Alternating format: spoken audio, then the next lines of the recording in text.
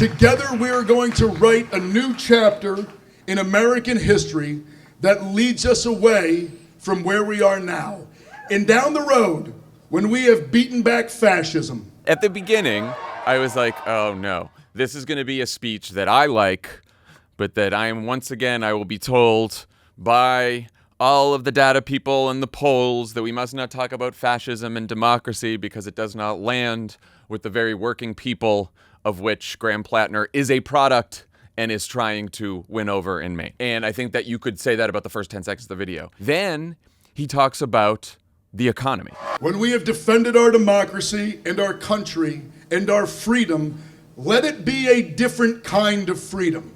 The freedom to not be condemned to scraps and to struggle, but the freedom to live lives with dignity and fulfillment. The freedom to not be ripped off by a for-profit healthcare system. The freedom to have a roof over our heads that we own. The freedom to have time to build, to create, to love, to live lives not just of survival, but of fulfillment and joy. But he doesn't talk about the economy in terms of policies and plans and poll-tested lines. He talks about it in terms of values. And when I say values, I also don't mean bottom up, middle out, middle class, middle this, middle fuck that, blah, blah, blah.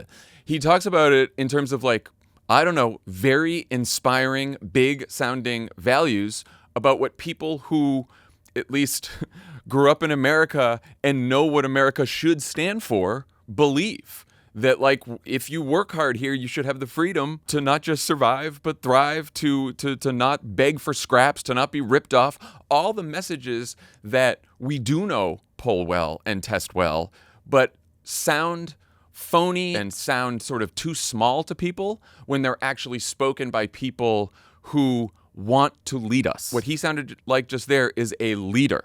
And he did it with the persona that is earned and not phony of a working class, oyster fisherman.